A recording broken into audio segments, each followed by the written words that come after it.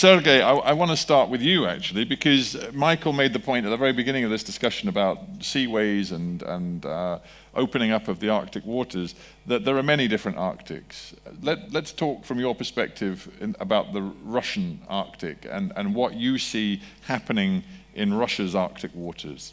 Yeah, so we have two divisions of Arctic on Russian territory. First, it's West Arctic. It's quite close to Norway and quite similar situation with climate and so on because of Gulf Stream. Yeah. And the Eastern Arctic, as Michael said, it's a quite harsh condition. When the ice thickness over 2 meters, it's normal situation. But I not fully agree that it's so hard and different. It's just another reality. For us, it's just another reality because we're working in this area for 100 years, and since 50s of last century, we got plenty icebreakers to work in this area. The first icebreaker was produced in Soviet Union. It's almost 60 years ago, and now we have over 36 icebreakers. It's highest. You guys are the best icebreakers in the world. Yes. Yes. Four of them it's nuclear. Right. And one container carrier, and the rest are diesel operated. Is Russia, in a strategic sense, committed to a major investment in sort of expansion of Arctic shipping, using the Arctic in a much more proactive way? Yeah, it's one of the main priority for us, and I would say that for Russia, we have Arctic Age. The Arctic Age? Yeah, Arctic Age. Why? Because, the Arctic traffic is growing up quite fast, and last year it was over 19 million tons traffic in Russian Arctic. Of course, most of portion of this was in western direction, but we are going to expand our activity in East Road. For that, we have a plan to build up number of icebreakers. In our plans, it's around 13. And 4 of them will be operated on LNG. Right. Yeah.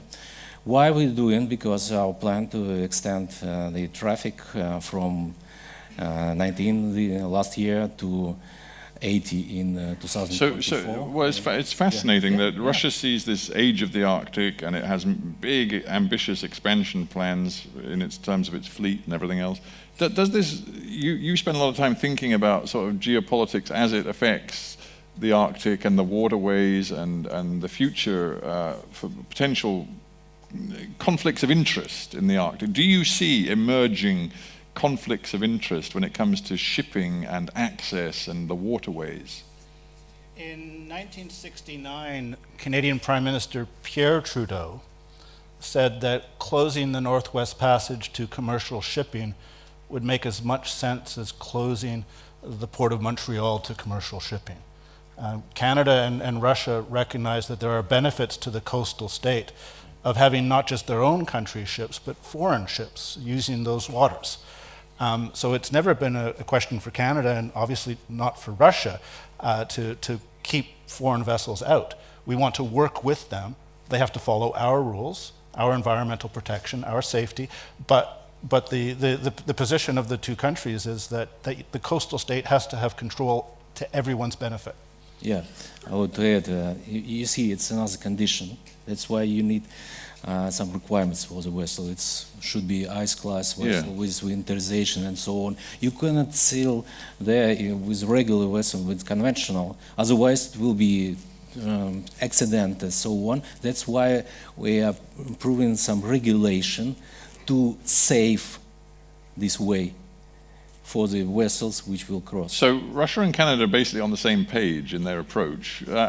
What about the United States? Well, it's interesting because we have the exact same dispute, both Russia and Canada have the exact same dispute with the United States. We hold that these waters are our internal waters. Northwest Passage is Canadian, Northern Sea Route is Russian. The United States takes the view that these are international straits. It's the only country that has explicitly, consistently maintained that position. And that's because of the desire of the US Navy to have maximum freedom of navigation around the world. But we know that Russia would not allow any foreign vessel to come through without Russian consent, without Russian permission. I think that's very clear. And the one time it was attempted in 1965, the US Coast Guard icebreaker that was sent, the North Wind, turned around because the Soviet Union expressed its clear opposition. In the Canadian case, the dispute became clear in 1969, and by 1988 we had negotiated an Arctic cooperation agreement with the United States where they agreed to always ask permission from Canada, and we agreed in this treaty to always give permission. It was an agreement to disagree. But it's worked, and it would continue to work if the only vessels that could use the Northwest Passage were icebreakers. But now we're starting to see, because the ice is diminishing, to see other vessels starting to use the passage in small numbers. And some of us, me among them, we don't worry about China, which wants to have safe shipping.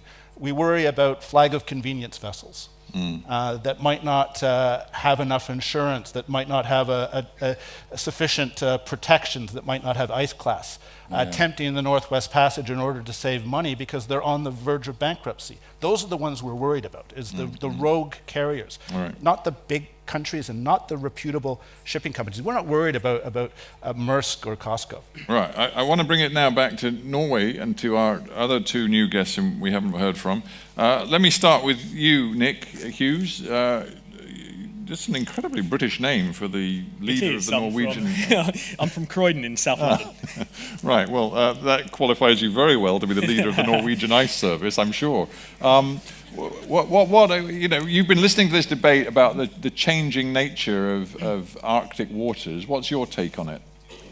Well, our role as the Norwegian Ice Service, and we're part of the Norwegian Meteorological Institute, is to provide sufficient and accurate environmental information so that anyone operating up in the Arctic, or indeed even down in the Antarctic, can operate there safely to try and prevent some of these incidents which could occur. So we work closely with our international counterparts, Russia, Canada, USA, trying to come up with better products, mainly based on satellite data. Do you work closely with companies like Daniels, Hurtigruten? And Yes, we've even had people on board their ships doing citizen science initiatives. Right. So actually trying to come up with programs to collect better environmental data and also to help educate the passengers as to the environments there. Well, there you go. That's where You should come aboard and learn the business. Your ambassador role comes in at this point. Yeah. Okay. So when we were discussing the balance between opening up these beautiful, unspoiled areas of our planet to tourists, without damaging impacts and without overwhelming them and without making it a dirty business, and obviously Daniel's explained why his isn't a dirty business. Do you feel that we're in a good place, or are you worried? I don't have an opinion on that. I just want anyone who is operating that area to be working there safely so that we don't have pollution events or search and rescue events. To do that, we have projects such as ArcSAR, which is looking at it's all the Arctic search and rescue nations and actually the New Zealanders as well, working together to come up. What are the plans for dealing with particular incidents? And so, the various tabletop exercises to work through scenarios and. But when things, maybe this has nothing to do with you and your organisation, but when things go wrong, as they patently did around Christmas time with this fishing vessel that ran aground in Svalbard, what are the lessons to be learned from things like that? I think the main lessons are to be prepared. I mean, I think, well, there are 14 lives at stake there. Yes, And you I mean, managed, that's a they small- were saved, Yes. but it was pretty touch and go. I mean, something which hasn't been mentioned yet in this conference has been the International Maritime Organization's Polar Code, which mandates for the equipment you have to have on a ship operating in the polar regions, but also the types of environmental information you have. So the ships are mandated to be able to receive ice charts which show them where the ice hazards are, and to have the proper training to help them avoid those. Okay. Runa, I want to bring you into the conversation. I've already exhibited my ignorance about Sør-Varanger, and I'm sorry about that. So you're going to have to explain to me what your perspective is on this debate about the changing Arctic seaways. The slogan for this Arctic Frontier is Smart Arctic. Yeah. And thanks to Daniel and his colleague, tourism business in Kirkenes, which is the ending point of the Hurtigruten, is the biggest private business. 600 people more are working in that business. We are incoming both from Finland, but also from Oslo, but also from the Hurtigruten. So this has become. So what has happened in the Arctic, and for us, our city, is a big change the last 3-4 years. Before that time, our hotel was closed in December and January. Now they are filled up in the winter time. Full. Full. It's impossible to have conferences because they filled up with Chinese tourists. I had to go out my house on the Christmas Eve at 8 o'clock because a bus full of Chinese were outside and had to help them to get out. This is become a product in Kirkenes called Arctic living. Right. You pay 1,000 krona and you can drink coffee with people. But I was in China the other day here. I visited some small towns in North Solna. It was a very famous town called Inko with a population of 2.5 million. Our most important container harbor is Göteborg for Norway. It's handling about 1 million containers. Yeah. This harbor alone handled 6.7 million. Wow, yeah. The scale is incredible. Yeah. And when we are talking So about, I'm missing something. Why are so many Chinese flooding into Kirkenes? because of the mayor. No, it's a long story, but Well, I want to hear it. It sounds fascinating. one of the things that happened is that this tourism industry, especially from Asia, has been enormous the last. As I said, we have to cope with it. We have growth problem today. We have too few hotels. We have very good products that we have. I mean, it's the Northern Lights, basically. Yeah, Northern Light and king crab and all that. Yeah. We have everything that the Finns don't have. I hope there's something. So it's a very good cooperation also with the Finns in this tourism. But are you? So you're in a strategically, really a sweet spot in a way to explore, exploit, or make the most of new opportunities. But hang on. But is tourism more exciting to you than the trade possibility? Because isn't Kirkenes also going to be a massive port? It's supposed to be a hub port, which is going to open up trade to Europe from Asia and all sorts of things. So which is more important to you? I think Arctic, you have to have a diversified type of business industry. We are originally, historically, a company town. It's a mine. Yeah. I mean, everyone was working there. Right. This is different now. And if we have this railway, this Arctic corridor between Kirkenes and Rovaniemi, then we could connect directly to the European market. And the Finns are also planning to build a tunnel from Helsinki to Tallinn.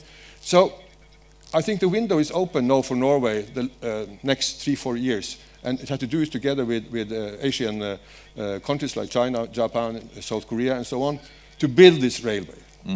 Because there's no alternative for Norway except for Kirkenes. You cannot do it here in Tromsø or in Narvik or in Bergen. The next stop is Zeebrugge or Hamburg or Gothenburg. And there is no politician here now. I mean, they have so much to do in Oslo, I think, today. But anyway, they don't see this from Oslo because they don't have this Arctic perspective. They don't have the imagination. So I was in China together with my Finnish colleague Esko Lotvonen, the mayor of Rovaniemi, to promote this project. So it's a very hard way to. You seem to be painting an image that leaves Kirkenes sort of like the Dubai of the Arctic. The Arctic Singapore. Is that? Am I getting a picture? Yeah. Correct. Are you excited by this? With your? I'm very excited. I mean, on our ships we offer coffee with Rune for 2,000 NOK. So of course I'm excited about it. And we leave a bit behind to Rune as well. So Special prize for you. no, to be serious, we are extremely excited about it, and we also think that the plans for a railway to Kirkenes, connecting Kirkenes to mainland Europe, connecting Kirkenes to Russia, Far East. It's about building these kind of centers where you can develop the Arctic. But again, we are very, very keen on doing it in a sustainable way. Kirkenes, we've been since late 1800s, and we feel very, very closely related to these areas. We have a lot of employees from the areas, and we want to develop it in a sustainable way. But it can be developed significantly from where we are today. I mean, I'm not. And both trade and tourism can be developed together in some of these areas. But it is going to be such a dramatic transformation of the Arctic. I mean, you know, I'm being a bit flippant about Dubai, but not really. I mean, you know, if you have to have vision, and your vision over the next 50 years is of something really quite profound happening in Kirkenes and that area, and that, you know, that managing that in a way that is not disruptive and ultimately damaging, because you can look at Dubai and you can see huge problems with the way Dubai has developed. Let me come in one point on Kirkenes. Kirkenes, as Rune was saying, was a company town. It was a mining town, and the people who work in tourism worked for June, July, August, and then they left and went back to their home place somewhere else. Now people are working in tourism in Kirkenes throughout the year. People are moving to Kirkenes to actually live there and work in tourism throughout the year, which is very rare in communities in the Arctic on the Norwegian coast where people has been Which moving. was what the lady was saying earlier. Exactly. Yeah. Okay. So this is a very, very good thing because people are actually moving to the Arctic, spending the full year. It's not with bus drivers necessarily from Lithuania or Estonia on Swedish plates buses, but that you can actually build a thriving business out of a full year operation.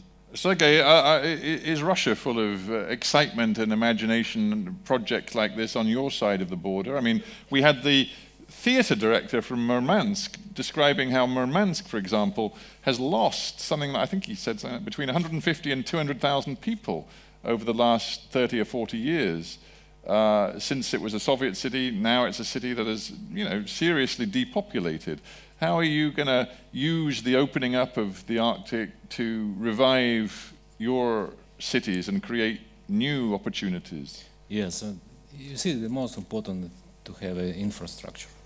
Of course, for Murmansk and the rest, Indigo, and some other areas in the western part of Russian Arctic, yes, it's very interesting, and also we all the time we have application from different tourist companies and also from French. They already built up some cruise vessel with ice class, and they're planning to. And it's a great demand because for people now they're looking for emotion. They're looking to present them. Oh, I've been here in a place where nobody been before. Yeah. Like for North Pole, South Pole, people are coming there on open space. Nothing over there. All you can see there's GPS and with 000. Yeah. That's all they can see. Well, yes, the demand is quite high, but for this it's important to build up the infrastructure and the safety infrastructure. And to do, I mean, Yeah, you know, to the equip buzzword people, sustainability, is it as Yeah. big in Russian as it is in English and Norwegian? I mean, Yeah. For instance, when this vessel will come to Tiksi, where is 2,000 people, and the vessel with 2,000, imagine what will happen over there. There is no infrastructure, but also we need to be prepared. But first of all, the economic. The project which will be launched or renewed in eastern part of Russian Arctic, because for the people to get emotion, not enough to land in a port, and they want to see the nature and so on. That's why the vessels need to be equipped with helicopters and other stuff, and need to be prepared also with a quite short period of time. It's seasonal, because in January it's not so pleasant weather for the tourists, but some of them, of course, they are looking for such harsh condition. Maybe some Russians Yeah, are. yeah. I'm not sure I am, but I'm going to open it up to questions now because we've only got 5 or so minutes left. But I just as a point of detail, this sounds like a really daft question, but are you imagining in your future for Hurtigruten and all its different guises, are you imagining taking tours to the North Pole? It depends. We've considered it. It's possible to cooperate with Russian partners to actually send guests on the Atomflot ships to the North Pole. So far, we are not into that kind of business. There are other of our peers who are doing it, who are sending ships to the North Pole. For us, the key question will be: can we, put our brand and sustainable image behind it? If we could, and if we could leave the area in a better shape than when we came, and this is not a buzzword, we actually mean it. Before you say that, I didn't say anything.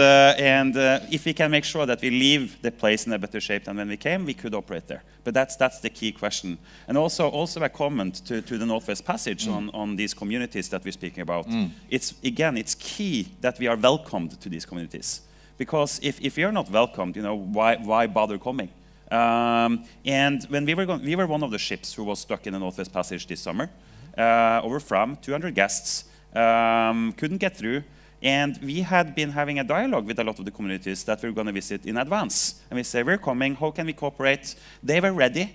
They had made a lot of preparations for our ship to come to this community. And when we don't come, they lose revenue. So what did we do? We paid them anyway.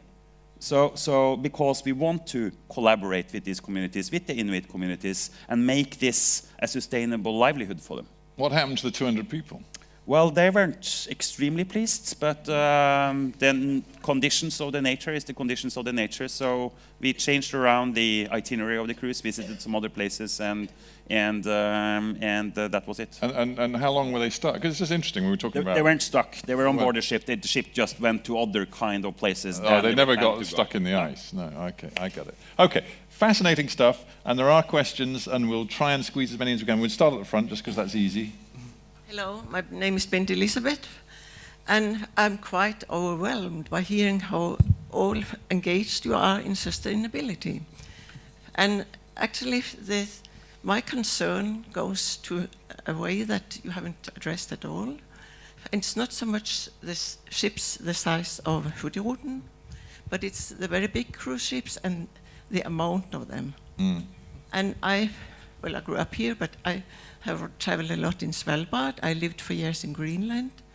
And one big concern I hear, especially at Svalbard and talking to scientists, I'm not a scientist myself, is that these big ships, they make a kind of pollution. They have this, they give out these sound waves from the ships. And it very badly affects the sea animals. Right. The whales, they disturb them. Yeah. We don't really know yet how much and how it will affect them. But as you said, you want to leave the nature better off when you go away again. And I think this is, we talk about people, we talked about money, Yeah. but what about nature? Well, it's a great point. Obviously, you're talking about the big ships, the big vessels. Yeah, it's... I don't know, especially the is big there some specific, Nick, do you have specific expertise on this? Studies into how damaging the wave effects can be and the sonar effects? I don't have any expertise on that. I'm aware, I believe, that the big ships, their chances to operate in the Arctic are now being limited by the Polar Code. Noise pollution from shipping and increasing shipping is of concern, and yes, there are scientists out there aware of it and trying to address it via various research projects. Daniel, do you happen to know? Sorry. I mean, these aren't you don't run the biggest ships, of course, but do you happen to know if there is real concern about the damaging effects of the big ships on sea life, marine life? We are very, very, in the industry, in the expedition cruise industry, we're very keen, the ones who works with IECO and IATO, to train all the people affected harm to the animal life. So we guides, we train them not to approach the animals, not to disturb them.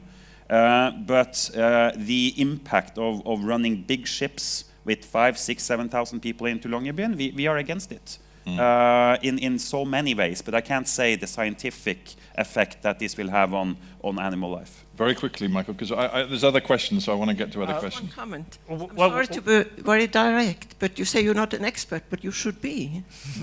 We're the ice service, not the noise pollution service. One of the things the Canadian government is doing is identifying corridors for shipping that steer the ships away from Inuit communities, because the Inuit need access to wildlife, and steer the ships away from environmentally sensitive areas, because the ship noise can be very disturbing to marine mammals, some of which use echolocation, their own sonar, in order to hunt. So this is part of what Canada as a coastal state is seeking to do, to reduce the impacts of shipping by providing these corridors as recommendations as to where responsible companies should go. Okay, time for one more. The lady there, yep. Oh, and then there's one, but unfortunately we're pretty much out of time, but go on, very quick if you can. Question. Yes, thank you. My name is Dorothy Dunkel from the University of Bergen. There are major plans to expand the harbor in Longyearbyen. I would like the panelists to comment on how it should be used. Should this be used for tourism, fish processing? What are the goals for the future for this big harbor? And is this a provocation to Russia in regards to the Svalbard Treaty, that military frigates could be now in a new deep water harbor in Longyearbyen? Okay, well, who knows about this project? No. Well, I can start. Our perspective on the port in Longyearbyen is that it should have a potential to charge batteries. Because to your question, we plan to have outfitting all our ships operating in that area with batteries, which won't have emissions and which won't have sound. But then we need to be able to recharge these batteries in a sustainable way, which we can't do in Longyearbyen today, because it's only coal who is the energy source. So to have a sustainable energy source down to the port in Longyearbyen who can recharge batteries would be our dream scenario for the tourism industry. And what about Russia's perspective? I'm not aware about it. You're not worried. You don't look worried. No. Okay. Last question. It's got to be the last question. No, I promised the lady there. She's standing up, and yeah, there you go. Good afternoon. My name is Inga Banchikova. I'm from Russia, Moscow State University, and I'm a lawyer in international law in the Arctic region. So my question is that you've didn't actually consider the legal issue of the regulation of seaways, and the Polar Code was implemented in 2017, but it wasn't actually ideal. And are there any further steps in regulation in environmental and safety side from the point of legal issue? Can you really name any instruments which were implemented, because there's lack of case questions there? Well, very quickly, the Polar Code was negotiated in an organization, the International Maritime Organization, that includes all the major shipping states, including Liberia and Panama. So it's the lowest common denominator document. The regulations that Russia and Canada have adopted domestically for safety and environmental protection in our coastal waters are much more stringent. And that's the reason why we continue to hold our position that these are internal waters and not international straits. All right.